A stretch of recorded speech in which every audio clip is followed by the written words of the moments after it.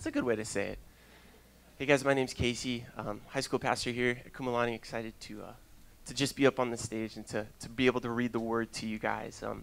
I gotta confess, I've kind of always been a church kid. I've known this stage a long time. I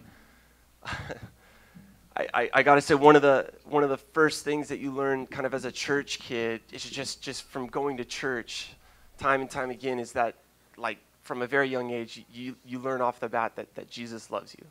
So I knew from a really young age that Jesus loved me.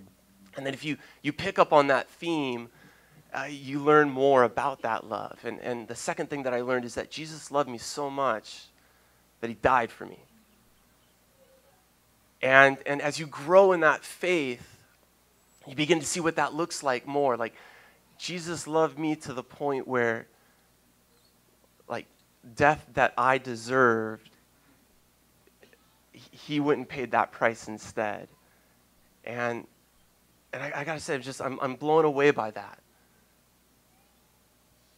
I think that one thing that I've been studying in the last few years has just blown me away more, and it's that love and that death.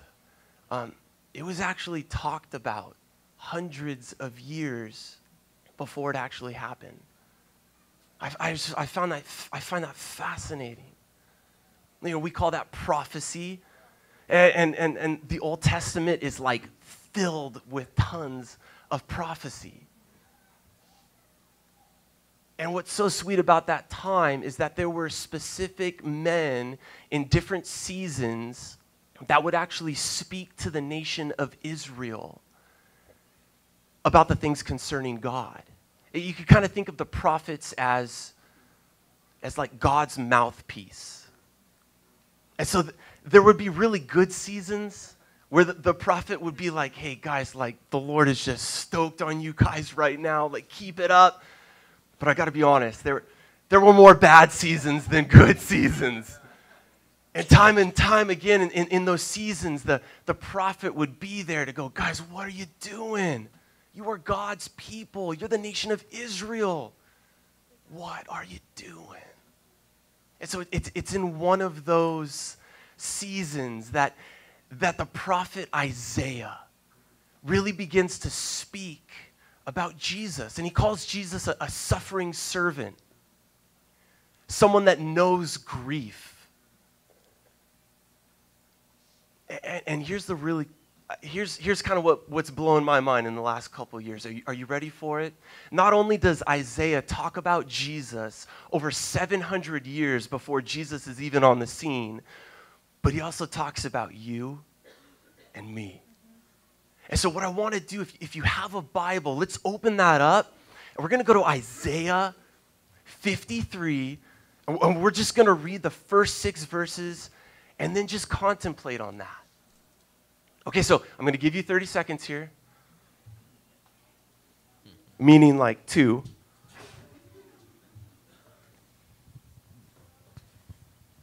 Okay, if you've got a Bible or your online Bible, Isaiah 53, starting in verse 1. Follow along with me, okay?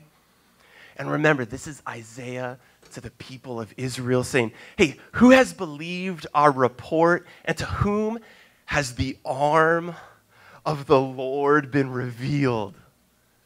For he shall grow up before him as a tender plant, as a root out of dry ground. He has no form or comeliness, and when we see him, there is no beauty that we should desire him. He is despised, rejected by men, a man of sorrows and acquainted with grief, and we hid, as it were, our faces from him. We despised, and he was despised, and we did not esteem him. And surely he has borne our griefs and carried our sorrows. And yet we esteemed him stricken, smitten by God, and afflicted. And he was wounded for our transgressions. He was bruised for our iniquities. The chastisement for our peace was upon him. And by his stripes we're healed. And all we like sheep, We've gone astray and we've turned everyone to his own way, and the Lord yet has laid on him the iniquity of us all. Wow.